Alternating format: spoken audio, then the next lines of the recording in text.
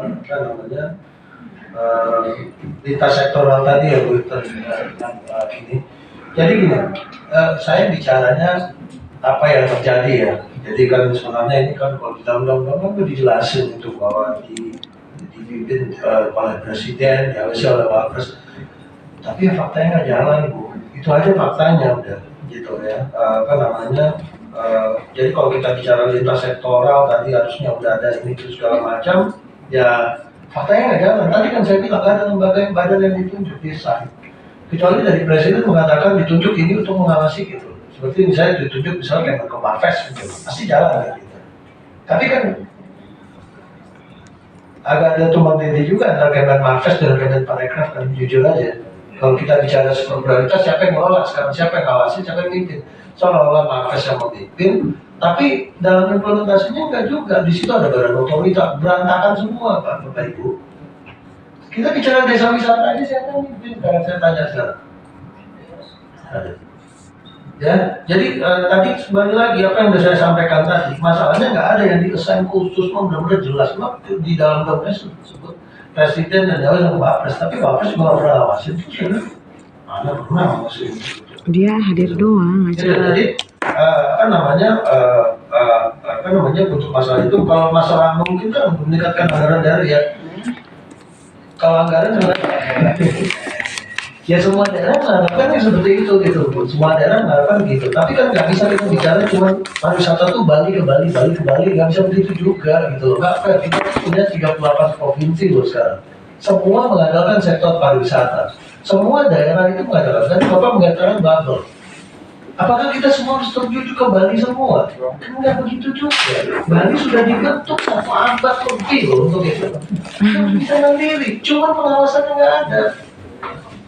Ini pengalaman, tadi bicara apa? Badan Promosi Pariwisata Bali datang ke sini, ngomongin Bali, ya mau bicara Bali aja.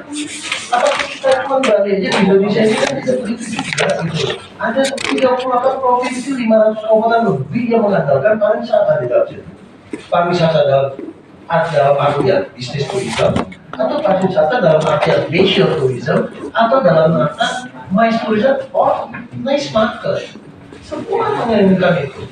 Sekarang haknya dibatasi, harus dikontrol haknya karena nggak mau kalah dari Singapura. Tapi pun gimana mau berkembang Bangka Belitung Pak? Bapak mau ke Bangka Belitung, potensi laut, orang semua di sana ke Bali. Bajo hari ini dibangun untuk wisatawan mancanegara, nggak ada direct flight Pak. Semua orang ke Bajo itu surveinya Traveloka itu banyak orang Eropa. Eropa itu transit dulu ke Bali 1 malam, pergi ke Bajo. Transit ke Bali, pergi ke 3 Gili. Nah, kalau kayak gitu caranya ngapain di Jawa ini dibuat banyak international airport? Sekarang Kertajati jadi apa Pak? Nggak jadi apa-apa. Orang ingin ke Jakarta, pergi ada kereta cepat. Iya itu nggak laku karena akses dari dia ke Jogja itu jauh. Orang dari Bali transit naik ke Gilimanuk, masuk ke dia atau naik pesawat masuk ke Jogja. Justru di Indonesia Timur, di Indonesia Barat, di Indonesia ini Tengah itu mesti ada perwakilannya di sana dan harus diperbanyak. Kalau nggak Papua, orang di Papua gimana mau membangun? Lautnya nomor 1 Pak. Tapi gimana mau dia orang mau masuk ke situ dari Korea harus ke Jakarta dulu. Muter barang nih Pak. Gitu loh. Jadi itu yang saya maksud. Jadi sebenarnya yang paling prinsip itu adalah harus lagi undang-undang ini benar-benar mengarahkan, tidak hanya menjadi resort kita atau tidak. Jadi gini Bu, jadi kalau anggaran saya nggak terlalu setuju ya Bu, ya, kita nggak hidup di situ. Kemarin waktu kita ingat kembali pajak hotel restoran itu, waktu tahun 2020, itu kami protes Bu. Tadinya pemerintah melalui Kementerian Keuangan itu hanya menetapkan yang dapat dana hibah itu cuma 5 super prioritas, 10 super prioritas. Yang berizin kan seluruh daerah. Bali mau ngambil, mau dikasih ke pemerintah daerah. Kita protes. Ini Indonesia dari akhirnya alhamdulillah di koordinasi kondisikan yang terima pun pemerintah daerah 70% langsung membantu sektor swasta. Itulah kita terbantu di situ. Kalau masuk ke pemerintah lagi. Kemudian berikutnya, mohon maaf Bu, ya itu dari programnya juga gak jelas. Buktinya kan ada banyak kasus tuh. Nah, Bu Efrida tadi, bagaimana dengan SDGs desa dan desa pariwisata ini Bu? Masalahnya tadi yang untuk banyak promosi sudah saya jawab ya. Nah yang mesti ini masalahnya kalau kita sekali lagi ya, kita bicara, saya tuh kok agak bingung ya, desa pariwisata ini megang siapa sih sebenarnya? Kayak PUPR ada, desa, Kementerian Desa ada, Kemenpar ada. Apa yang terjadi saat ini pernah dilihat enggak? Saya bukan mengkritik Mas Menteri. Mas Menteri, beliau itu orang entertainment, selebgram, sehingga lebih ke expose desa wisata versi Kemenparekraf. Tapi kalau Bapak Ibu sekali-sekali undang deh Kementerian Desa ke sini, lihat tanya program. Betul. Makin bingung kita. Dia nggak mengakui itu, Bu. Itu yang saya kalau diundang apa? Saya kaget juga. Iya oke. Terus tengahnya gimana nih? Tapi kalau kita mau bicara bagaimana, apakah asosiasi bisa menghubungkan Pentahelix? Gini loh, kita di GIPI, Gabungan Industri Pariwisata Indonesia itu tergabung ada Pentahelix juga. Jadi ada akademisinya, ada pelaku usahanya, berbagai sektor dari pariwisata itu semua udah kita inikan. Tapi untuk benar-benar mengakomodir semuanya tentu tidak bisa lepas dari peran pemerintah ya, yang juga ini. Kita di asosiasi tetap berjalan. Jadi yang penting itu sebenarnya hubungan Pentahelix ini yang harus dibangun nih. Kita nggak bisa menganalisa sesuatu berdasarkan teorikal sendiri saja juga nggak bisa, karena implementasi kita kan yang tahu. Kita yang tahu, kita menghadapi ini segala macam. Konsep itu dilawan juga dengan diadu juga dengan implementasi di lapangan, itu juga penting. Nah, sekarang lihatnya tuh saya rasa untuk Pentahelix ini tetap harus dari pemerintah sih sebenarnya untuk menengahi. Karena apa? Pemerintah lah sebagai regulator. Karena kalau di swasta kan di asosiasi yang swasta kan nggak mungkin melakukan itu.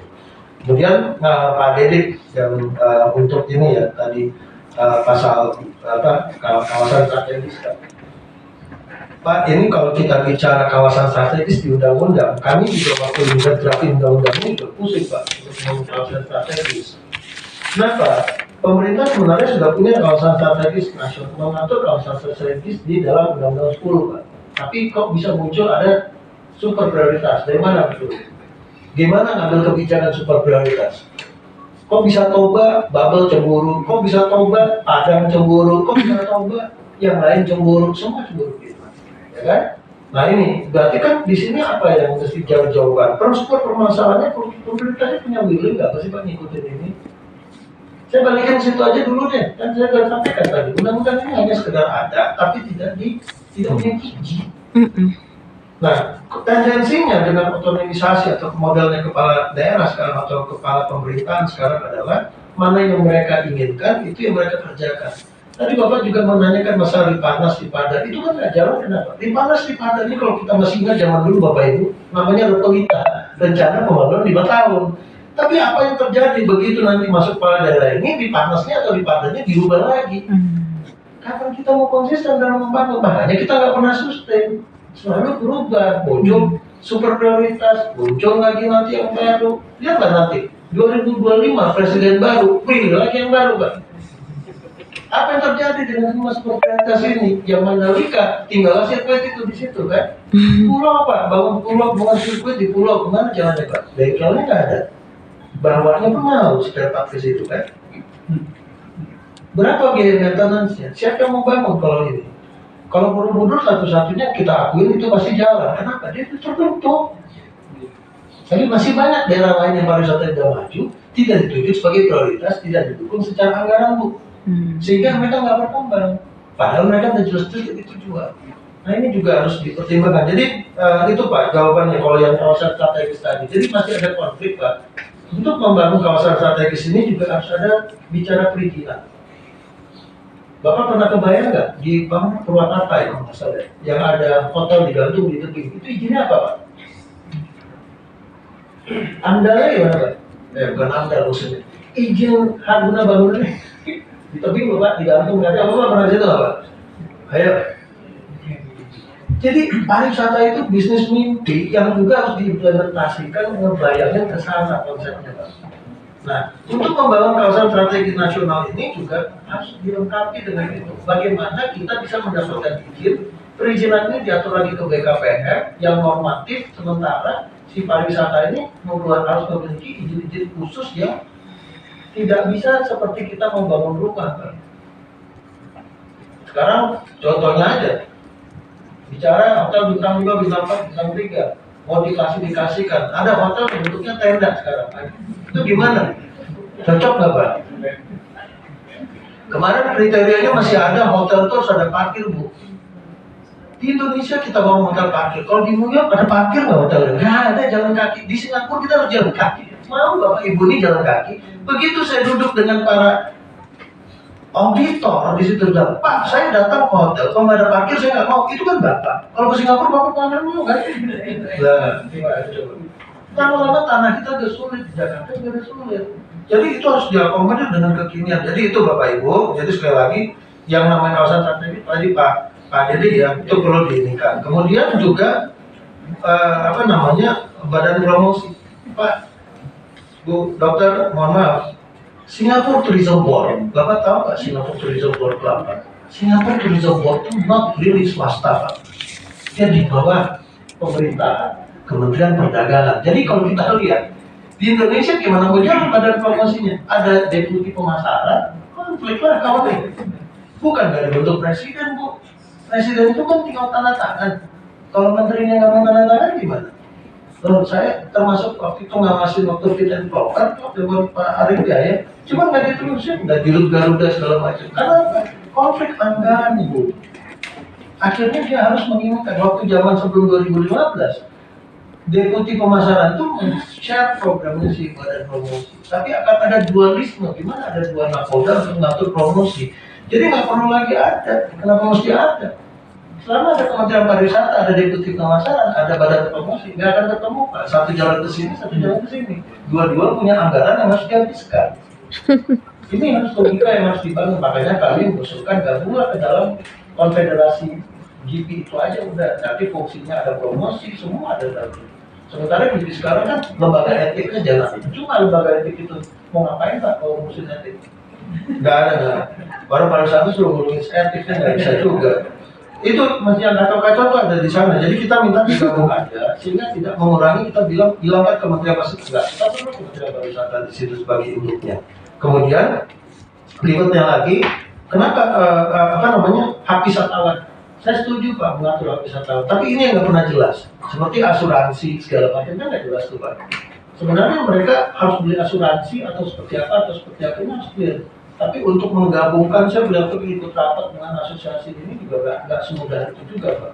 Ada yang terbentur nanti terkait masalah fasilitas. Jadi angkanya kemahalan, mereka sudah punya asuransi sendiri dari luar negeri. Jadi sebenarnya kalau asuransi juga salah satu yang saya angkatnya asuransi.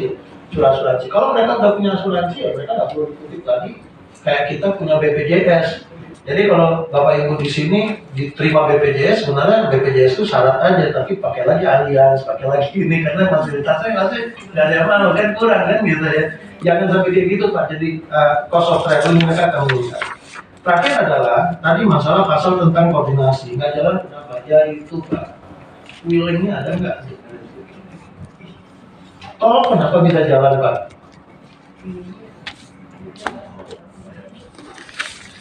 Nggak gampang loh ngebangun tol dalam 2-3 tahun, 4 tahun, 5 tahun, nggak gampang Pak. Kenapa bisa jalan? Karena willing awalnya ada. IKN bisa dibangun seperti itu kenapa? Willingnya. Ada nggak willingnya untuk mengirim pariwisata? Kita belum bicara pariwisata itu undang-undang dijadikan sebagai bahan rujukan. Itu bahasanya. Jadikanlah ini ke depan jadi rujukan Pak kuncinya. Kemudian yang kedua ada pengawasan penutup dan jelas sehingga pemerintah daerah pun merasa diawasi kalau dia tidak menjalankan dia akan tidak konstitusi. Mungkin itu saja. Terima kasih. Oke.